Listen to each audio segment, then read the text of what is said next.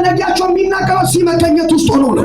የሚገርማችሁ ነገር እናንተ ግን በግላችሁ በዚህ መገኘት ውስጥ ስትገኙ እግዚአብሔር ስለነጊያቸው የሚያወራበት፣ እግዚአብሔር ስለመንገዳቸው የሚያወራበት።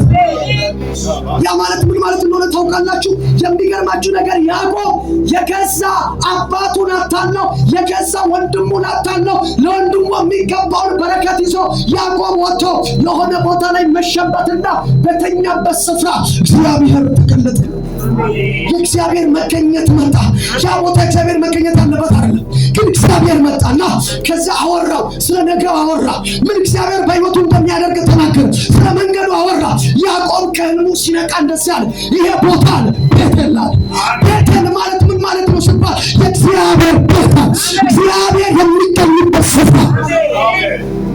አያችሁ፣ ሌላኛው እግዚአብሔር ስለ ነጊያችሁ የሚያወራበት ስፍራ የእግዚአብሔር መገኘት ማለት የሆነ ሰው አለ ከቤተል ጋር የሚገናኝ ማን ነው? አማን ያለኝ ከቤተሎቻችሁ ጋር ትገናኛላችሁ። ሌላኛው የእግዚአብሔር መገኘት ስንል ቤቴል አለ። በዚህ እንደዚህ ያለ ጭራሽ እኔ አላወቅኩም ነበር አለ።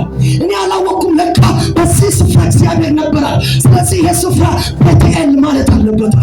የእግዚአብሔር መገኘት አለ፣ የእግዚአብሔር ቤት አለ። ሌላኛው ይሄ ነው። ለዚህ ነው ብዙዎቻችሁ በእግዚአብሔር መገኘት ውስጥ ስለማትመላለሱ ስለ ነጊያችሁ ብዙ ነገር አይኖራችሁ። አሁን እኔ ማለት እንደዚህ ብዬ ባወራችሁ ስለምትረዱ ማለት ነው። አሁን ስለ አገልግሎት ዓለም ስለ ብዙ ነገር ምናልባት ብዙ ነገር ሊወራ ይችላል። ዘመኑ እንደዚህ ነው፣ መውጣት መግባት እንደዚህ ነው፣ ነገር እንደዚህ እየሆነ ነው ምናምን ይባላል። እኔ ወንድማችሁ ከራሴ አንጻር ማለት ነው ጓደኞቼ እንኳን እንደዚህ ሲያወሩ ይገርማል። እኔ በጣም ተረጋግቼ ነው የምኖረው እላለሁ። ምን ሆነ ነው ስባል በዚያ መገኘት ውስጥ በቆየሁት ቆይታ እግዚአብሔር ነገርን አሳይቶኛል።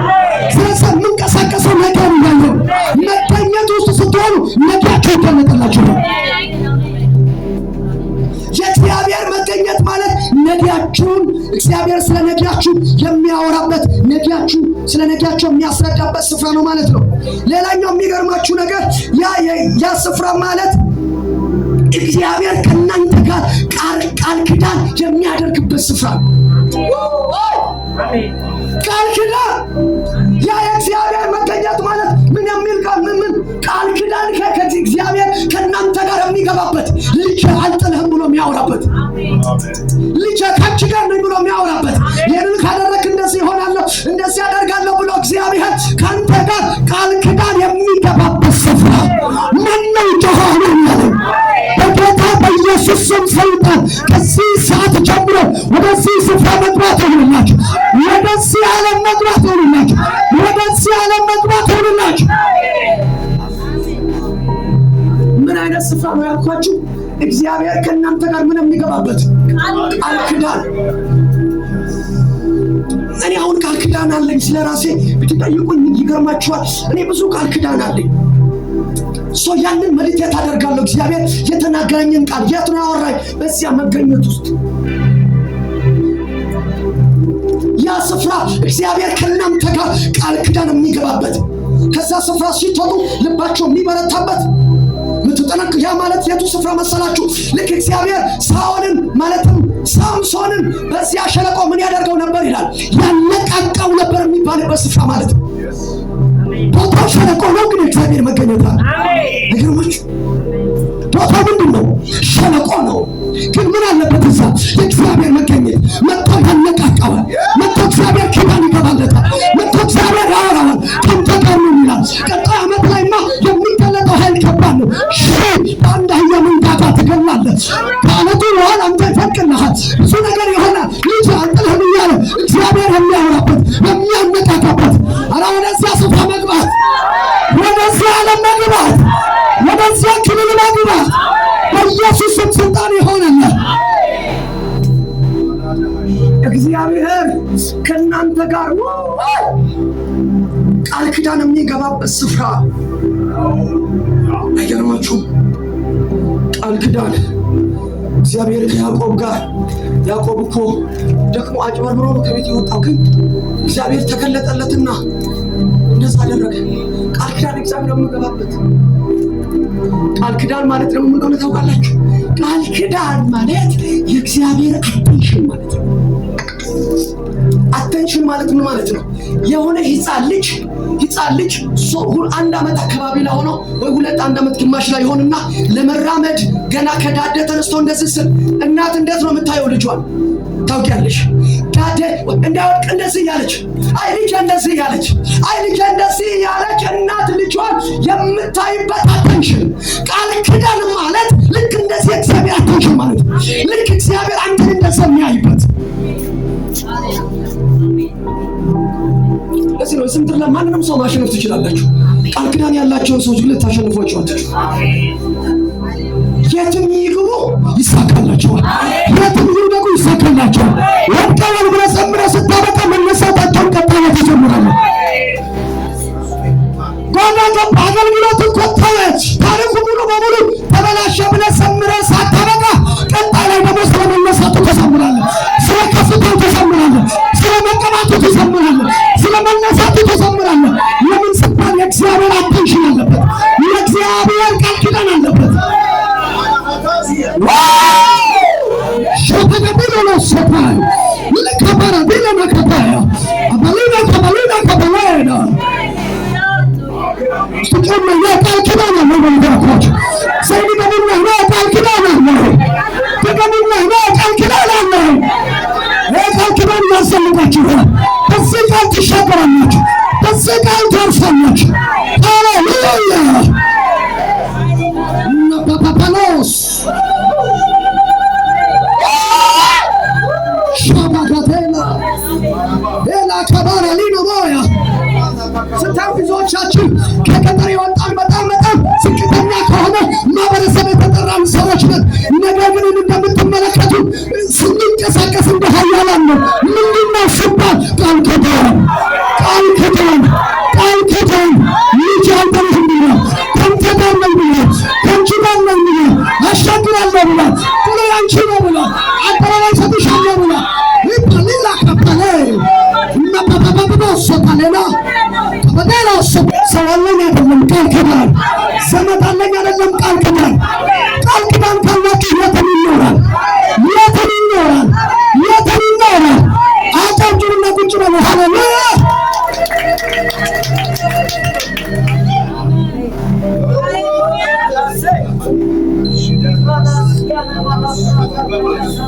ቃል ኪዳን የባላራካያ የባላካፍሮስ የላካባራዳ ማሜ የላካባራዲ ማናቴ የላካባራዲ ማሃታ የላካባራዳ ማፋያ የላካማታ ማካቶና የላካባራዳ ማፋያ ቃላለ የላሽታ አካባራ የላካብራዳ ማሞጋ የላካባራዳ ፋሚና የላካባራዳ ማማሃታ የላካባራዳ ማማንዳ የላሽታ አሚካ ፕራታያ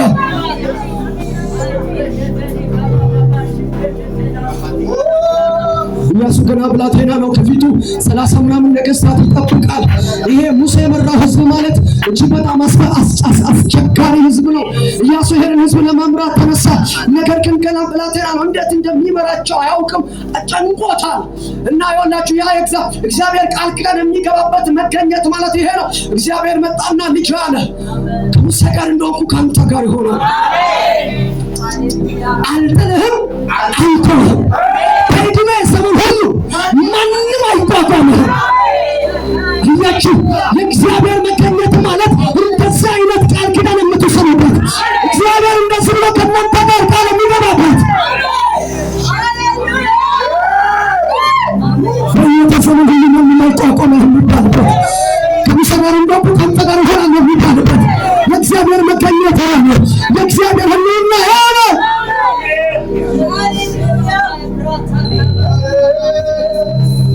የቃል ኪዳን ስፍራ። ለዚህ ነው አንዳንድ ሰዎች ጉዞ የጀመሩት ከመገኘቱ ተነስተው ስለሆኑ ነው።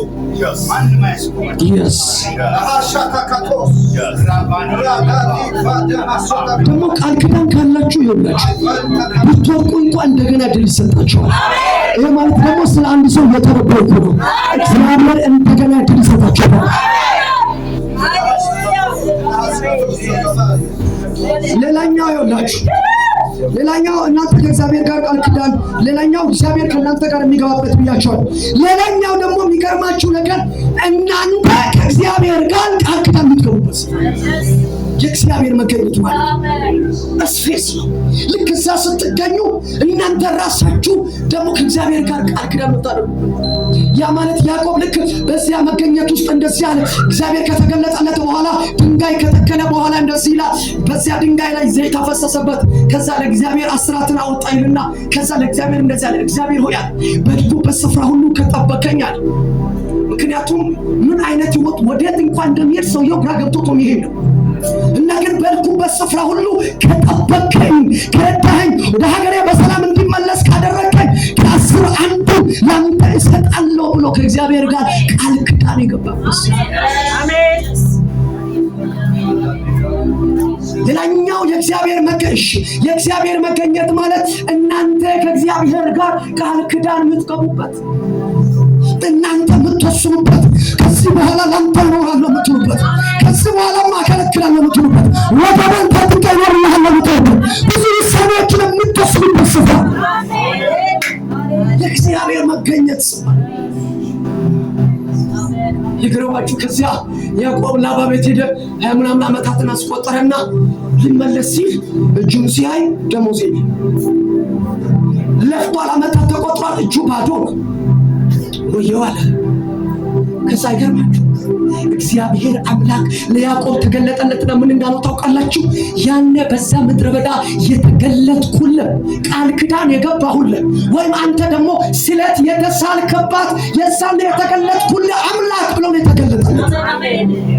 ያንን ቃል ኪዳን አስታውሶ ያዕቆብ ከእግዚአብሔር ጋር የገባውን ቃል ኪዳን አስታውሶ መጣና የላባን ማንቁርት ያዘ።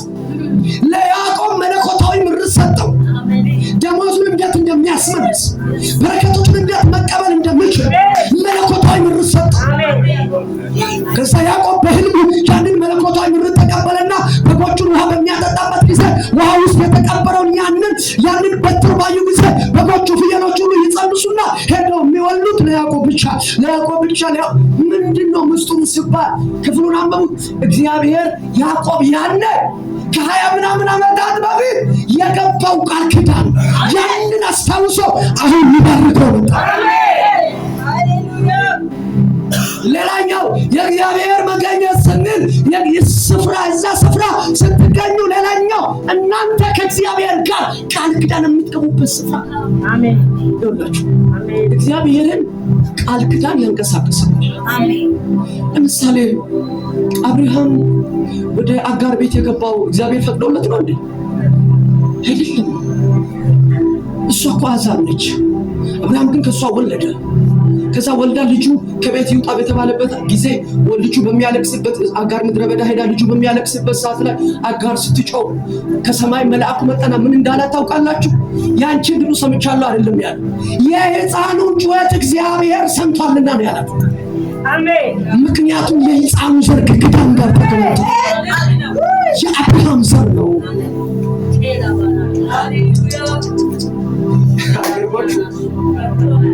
ኪዳን ኖሮ ማለት ነው የሆነ ሰው ስላንተ ብጮ ይሰማል። እግዚአብሔር አንተ እየጠፋ እየወደቀ እኮ ነው ብሎ የሆነ ሰው ስላንተ ቢጸልይ ይሰማል። ለምን? አንተ ከእግዚአብሔር ጋር ቃል ኪዳን ገብተሃል። ከዛ እግዚአብሔር የሆነ ጊዜ ላይ ከሰማይ ሲናገር ራሱ ምን እንዳለ ታውቃላችሁ? አብርሃም ራሱ ለኔ የለየ ተውት። እሱ ባጭሩ ግን ያ ስፍራ ማለት እናንተ ከእግዚአብሔር ጋር ቃል ኪዳን የምትገቡበት። ብዙዎቻችሁ እንደዚህ አይነት ልምምድ የላችሁ።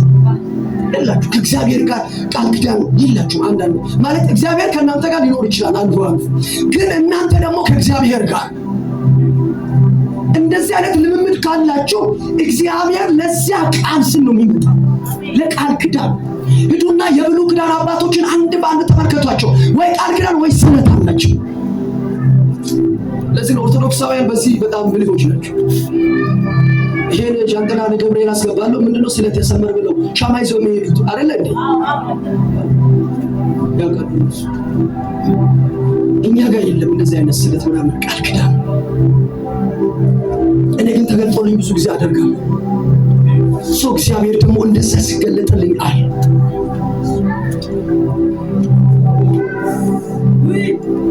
ለዚያች ቃል እግዚአብሔር እንደሚመጣ ታውቃላችሁ።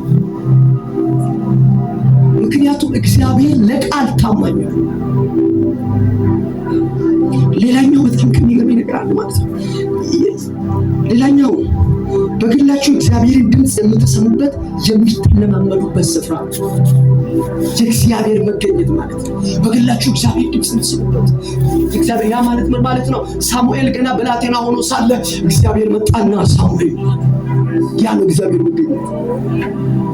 መጥቶ ጠራው። ከዛ ልጁ አያውቅም። ከዛ አይ ገና አላደክም ብሎ አልሄደም። የእግዚአብሔር መገኘት ድምፁን የምትለማመዱበት እግዚአብሔር እናንተ ድምፁን የሚያሰማበት ድምፁን ማሰማት የሚጀምርበት የምትለማመዱበት ስፍራ ነው የእግዚአብሔር መገኘት። ብዙዎቻችሁ በግላችሁ ድምፅ ትሰማላችሁ።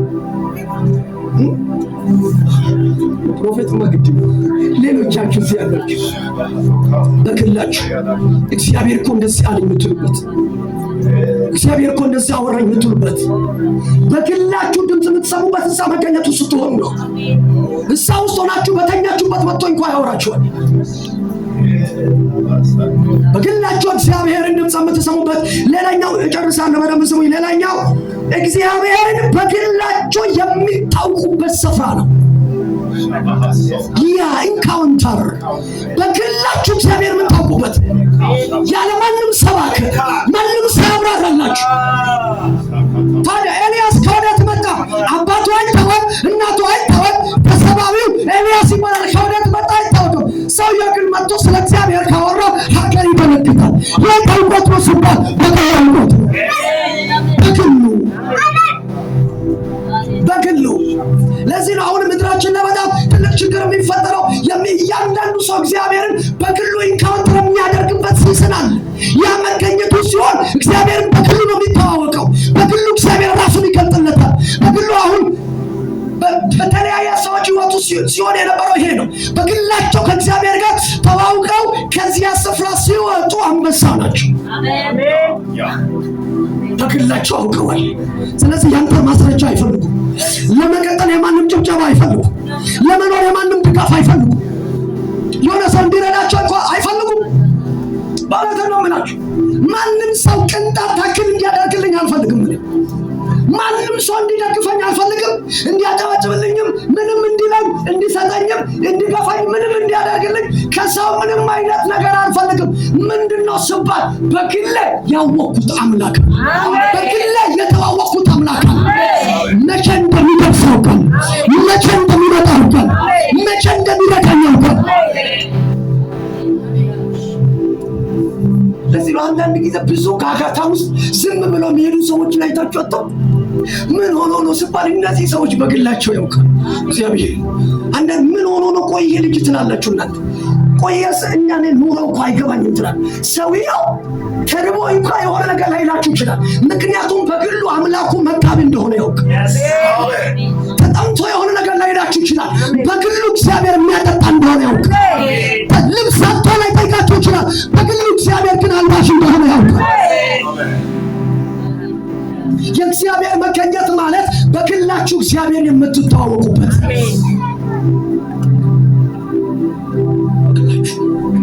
ታውቁታላችሁ። በግላችሁ ከሱ እግዚአብሔር መጥቶ ያወራችኋል፣ ራሱን ይገልጣላችኋል። ታዲያ ኤልያስ የት ነው የተሰወረው? ያ ዝናብ እስኪ ከምድር ላይ ዝናብ ጠብቶ ሰው ለሚበላ ለምን በሚጮህበት ጊዜ ሰውየው እኮ የሚኖረው ዋሻ ውስጥ ነው። ዋሻ ውስጥ ይኖራል እንዴ? እንዴት ነው የሚኖረው? አይደለም ዋሻ ውስጥ እናንተ ተከራይታችሁ እንዲያው አልጋ ላይ የተኛችሁ እኮ ኑሮ አናቴ ላይ ወጥቷል ነው የምትሉት። ሰውየው ቤት የለው፣ አልጋ የለው፣ ፍራሽ የለው፣ ሚስት የለው፣ ድስት የለው፣ ምንም አይነት ነገር የለው። የሚኖረው ዋሻ ውስጥ ነው። ዋሻ ውስጥ ሰው እየኖረ እንዴት ነው በሰላም የሚኖረው?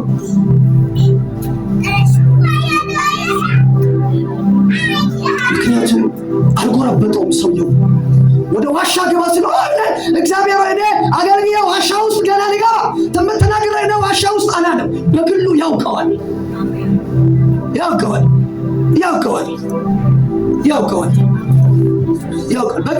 በግላችሁ እግዚአብሔር ስታውቁ ሰዎች አይረዳችሁም። ሰዎች ያንን ነገር አያውቁትም። ግን እናንተ ትገልጡታላችሁ። እኔም ማውቀው እግዚአብሔር እንዲህ ነው ትላላችሁ፣ ታሳዩታላችሁ። በግላችሁ እግዚአብሔር የምታውቁበት የመጨረሻ ልናገርና ዋና ፖይንት እናገራል። በጣም የሚገርመኝ ሌላኛው የእግዚአብሔር መገኘት ማለት ምን አይነት ስፍራ ነው ስትሉት የእግዚአብሔር ሁሉን ቻይነት የሚንቀሳቀስበት ስፔስ። ምን የእግዚአብሔር እንሸባይነት ምን እንደሆነ ላሳያችሁ። ያ ስፍራ ማለት እግዚአብሔር አብርሃም ጋር መጣና ልጁ እኔ እንደው ሊወርሰኝ የለም፣ እኔ ዘራውን በቤት ያለው ሊወርሰኝ ነው። እግዚአብሔርን ከተከተልኩት 20 ምናምን ዓመታት ተቆጥሯል። ይኸው እስካሁን ድረስ ልጅ አልሰጠኸኝም ምናምን ያለ ወደ አጋር ከገባ በኋላ ከዛ ለ11 ዓመታት ያህል ድምፅ የለም፣ ዝምታ ነው። እግዚአብሔር የት እንዳለ እንኳን ሰው ግራ ገብቶታል መሰለኝ። ብቻ እንደዛ እየኖረ ነው። እግዚአብሔር ከ11 ዓመታት በኋላ ወደ አብርሃም መጣና እንደዚያ አብርሃም ሆይ እኔ ኤልሻዳይ ነኝ፣ በፊቴ ተመላለስ። በፊቴ ተመላለስ ማለት መገኘት ውስጥ ነው ያለው እና በፊቴ ልመላለስ። በዛ መገኘት ውስጥ ከተገኘው ምንድነው ሲባል እኔ ምንድነኛል? ኤልሻዳይነት። የእግዚአብሔር መገኘት ማለት የእግዚአብሔር ኤልሻዳይነት የሚንቀሳቀስበት ስፍራ ማለት ኤልሻዳይነቱን የምታዩበት፣ አይቻልም የሚባል ነገር ሲቻል የምታዩበት። አሜን። ይህን ብትጠይቁት ፕሮፌት ይነግራቸዋል። ምስክርነት ቢያወራ አሁን ምናምን የሆነ ሰው ዝም ብትጠይቁ እዛ መገኘቱ ስትሆኑ የእግዚአብሔር ሁሉም ኃይልነት የሚንቀሳቀስበት ስፍራ ማለት የትኛው? ዳዊት መዝሙር 91 ላይ ምን አለ? በልዑል መጠጊያ የሚኖር ሁሉን በሚችል አምላክ ጥላ ውስጥ ያድራል። ጥላ የተባለው መገኘቱ ነው። በልዑል መጠጊያ የሚኖር የሚለው ስለ መገኘቱ ነው የሚያወራው። የሚገርማችሁ ነገር ዳዊት ራሱ እንደዚህ ይላል፣ በዚያ መገኘት ውስጥ የሚንቀሳቀስ ሰው አለ፣ ሁሉን በሚችል አምላክ ጥላ ውስጥ አለ። ይቻላል። እዛ መገኘት ውስጥ ስትኖሩ ማይቻል የለም፣ ይቻላል። ተችሎ ይቻላል። የተዘጋው ደጅ መከፈት ይቻላል። ያበቃ ነገር እንደገና መቀጠል ይቻላል። ብዙ ነገሮች እንደገና መሰራት ይችላሉ። የእግዚአብሔር ሁሉን ቻይነት የሚንቀሳቀስበት ማለት እዛ መገኘት ውስጥ ስትሆኑ አቅራቦት ብትሉ የለም፣ ግን እናንተ ጋር አቅራቦት አለ። የሚበላ የለም፣ እናንተ ጋር ሲመጣል። የሆነ ነገር የለም፣ እናንተ አለ ብቻ አለ የሚባሉ ነገሮች። ምክንያቱም የእግዚአብሔር ሁሉን ቻይነት የሚንቀሳቀስበት የእግዚአብሔር መገኘት የመጨረሻው ለምን ይሄ ነው።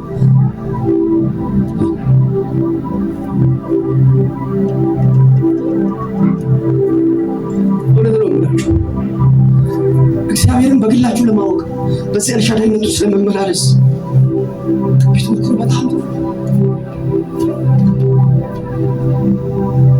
ለነገ ለሚመጣው ዘመን ሁሉ በእግዚአብሔር ማለት ይውላችሁ። እግዚአብሔር በዓለም ላይ ላለ ሰው ለእያንዳንዱ ግለሰብ ብቻውን እንደሚበቃ ታውቃላችሁ።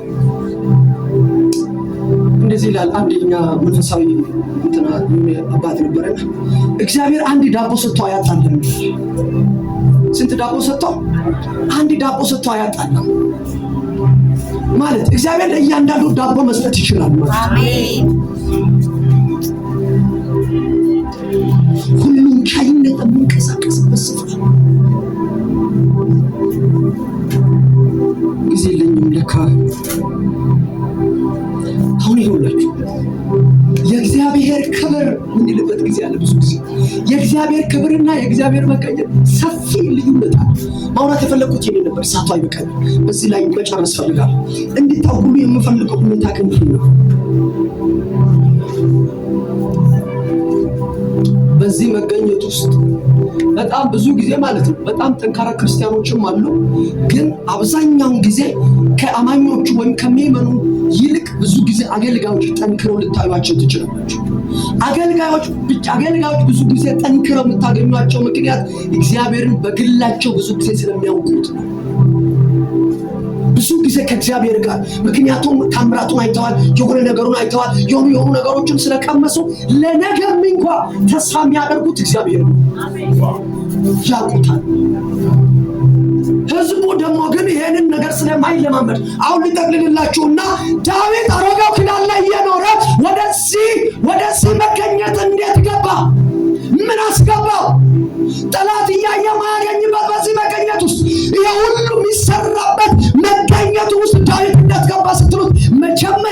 ዳዊትን ወደዚህ መገኘት የቆጠጠው አኖንቲንግ ነው፣ ቅባት።